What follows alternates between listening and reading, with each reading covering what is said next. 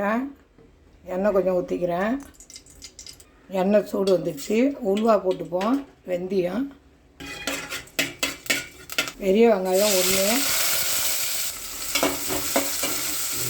தக்காளி 1, அதையும் வதக்கிடுவோம்.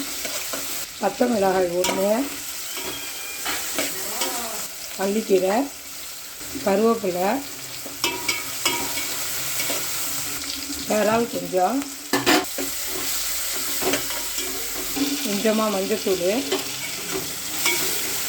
தனி மிளகாய்த்தூள் கொஞ்சமாக,